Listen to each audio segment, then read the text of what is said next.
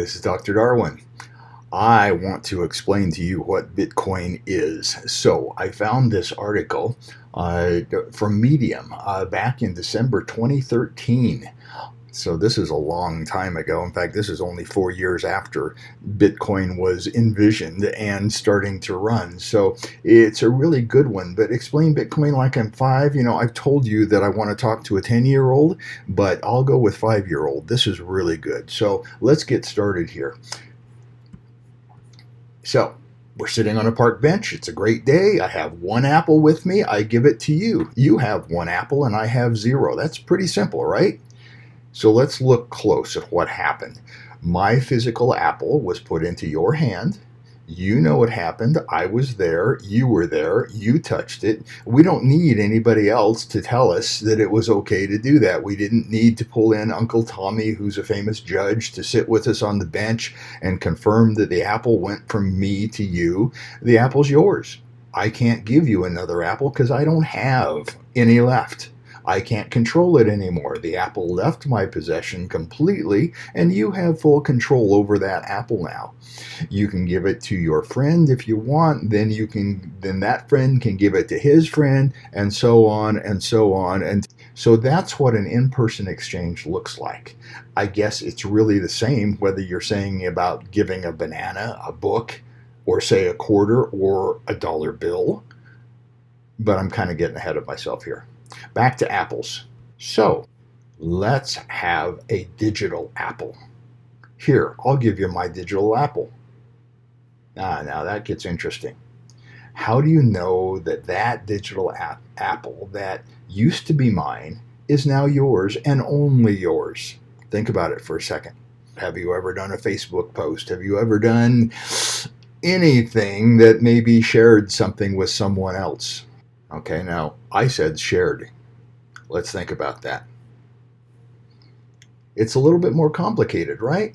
How do you know that I didn't send that apple to Uncle Tommy as an email or an attachment first, or to your friend Joe, or to my friend Lisa too? Maybe I made a couple copies of that digital apple on my computer, and maybe I put it up on the internet and 1 million people downloaded it. So you see, this digital exchange is a bit of a problem. Sending digital apples doesn't look like sending physical apples. Well, there's some brainy computer scientists that actually have a name for this problem. It's called the double spending problem. Don't worry about it. All you need to know is that it confused them for quite a while, and they never solved it until now. But let's think up a solution on our own first. You know what a ledger is? Maybe we could track these digital apples in a ledger. It's basically a book where you track all your transactions, an accounting book. In the old days, some of you may remember this, the ledgers actually looked like this. Now, since it's a ledger and since it's a digital ledger, it needs to live in its own world and have someone in charge of it. This is where this explanation gets a little bit more involved. Before we go into this, I'm going to talk about something really completely different, but exactly the same. So I heard a really good example of how this ledger thing works. There was an island in the Pacific where people had no money, but they still managed to exchange things. And so everyone had a ledger. And when somebody needed to buy something or somebody needed to sell something or whatever, the head of the ledger would walk out into the public square there and ring his bell and get everybody's attention and say, "Everybody get out your ledger." And everybody would get out your ledger and they would say something like, "John wants to sell Susie one of his cows. Susie is going to give John 3 sheep for his cow. Everybody write that down, please." And so everybody writes down, John, 1 cow to Susie. Susie, 3 sheep to John. They write that down in that ledger book. And then he says, "Thank you," and everybody goes away. That can happen over and over and over. Everybody knows who has what. Everybody knows who sold what to whoever they sold it to. The cool thing about that is that Fred can't make a new ledger entry all by himself because everybody has to agree that that ledger entry is right. And so if Fred makes up a ledger entry that says, Susie gave me 7 pigs, well, then that's a messed up ledger, okay? Because nobody else has that entry. And the next time Fred walks up and says, I have 16 pigs that I have 7 pigs that I'm going to sell to Fred. And everybody looks on the ledger and they look down through the list there and says, we're sorry, we don't see that you have those pigs to be able to give away. So now it's a ledger validation thing. Everybody looks through their ledgers, see what entries they've got. Fred comes up and says, hey, I got this entry. Nobody else has the entry. And so that entry gets wiped out as basically an illegal entry.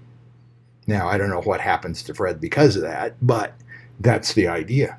Bitcoin is exactly the same way, except on a worldwide scale on literally millions of computers. It makes ledger entries.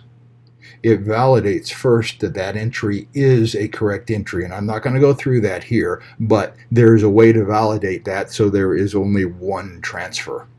Okay, Fred can't slip in here and put something in. And if he tries to, it'll get rejected almost immediately. So that's what we've got, is we've got a ledger that has millions of people listening to it, if you want to think of it. We call it nodes and we call it miners. And everybody's listening, and somebody picks up a new transaction and says, I have a new transaction. Let me validate. I'll go through the ledger real quick and make sure it's an okay transaction. And if it thinks it's an okay transaction, then it broadcasts it out to a bunch of its people, usually 8 to 12 of its connections. And those connections take a look at that and say, yeah, this looks like a good connection. Or it says, no, this transaction could not have possibly happened. Either way. And if it's a good transaction, then all of those 8 to 12 nodes broadcast to their 8 to 12 nodes, and they broadcast to their 8 to 12 nodes. And remember, you get kind of that, and then somebody tells 2 people, and somebody tells 2 people, and something. So eventually, every ledger in the world is updated with that new transaction. Okay, that's the idea of the transactions. So let's go on a little bit. So there's a couple problems here. What if some guy over at the Blizzard created a whole bunch more of these digital swords and a couple digital apples and added everything, just like Fred did? So the real question is there a way to closely replicate that park bench, just you and me, with a transaction digitally? Seems kind of tough. Well, here's your solution, and this is exactly what I just told you about. See this? It looks kind of messy, but everybody's got a couple of connections. Now, these outliers here haven't made their connections yet, and so they aren't in there, but everybody else has got a couple connections somewhere that lead to somewhere else that fill out the entire network. So if we gave this ledger to everybody, instead of the ledger living on the Blizzard computer, it'd live in everybody's computer. And all the transactions that ever happened from all time in all digital apples would be recorded in it. So you can't cheat. I can't send you digital apples if I don't have any, because it wouldn't sync up with what everybody else knows in the system. It'd be a tough system to beat, especially if it got really big. And there's the key, especially if it got really big. Plus, it's not controlled by any one person. So I know there's no one that can just decide to give himself more apples. The rules of the system were already defined at the beginning. There's code and there's rules, and in fact, these things are called open source. Don't worry about it, but basically what it means is that everybody in the world has access to the code that runs. And there's a bunch of smart people out there who want to contribute, maintain, make this thing secure, improve it, and so on. If you want to participate in the network, keep the ledger updated and make sure it all checks out. For your trouble, This says you could get 25 digital apples, but remember, this has been written in 2012. Now the reward is down to 6.25 apples, and it changes every 4 years. You get rewarded if you help with the network and make sure that it all checks out. That's called mining, by the way, and this mining is the only way to create more digital apples in the system. So I simplified it quite a bit, but that system is what Bitcoin protocol does. So those apples are Bitcoins, and it's pretty simple. Let's take a look and see what actually happened. What does the public ledger enable? Well, it's open source, that's one thing. So the total number of apples was defined in the public ledger when the system was turned on to start with. And I know that exact amount exists.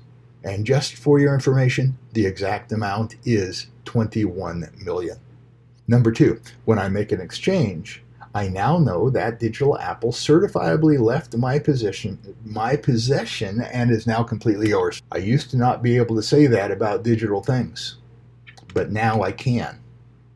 So it will be updated and it'll be verified by that public ledger. And number 3, because it's a public ledger, I didn't need Uncle Tommy or any third party to make sure that I didn't cheat, or to make extra copies for myself, or send apples twice or thrice or whatever. Within the system of exchange of a digital apple, it is now just like an exchange of a physical one. It's as good as seeing a physical apple leave my hand and drop into your pocket. And just like on the park bench, the exchange only involved 2 people, you and me. We didn't need Uncle Tommy there to make it valid. In other words, it behaves like a physical object. But you know what's cool? It's still digital.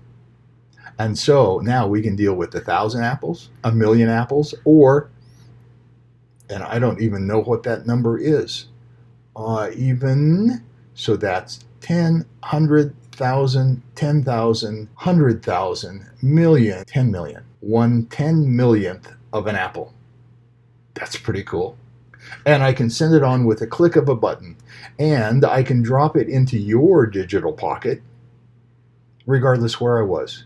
If I was in Nicaragua and you were all the way up in New York, if you were in Malaysia and I was in the US, I can even make other things digital to ride on top of these digital apples.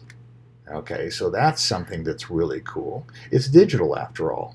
So maybe I can attach some text to it, or a digital note, or maybe I can attach more important things like, say, a contract or a stock certificate or an ID card. So this is great. So how should we treat or value these digital apples? Aren't they quite useful?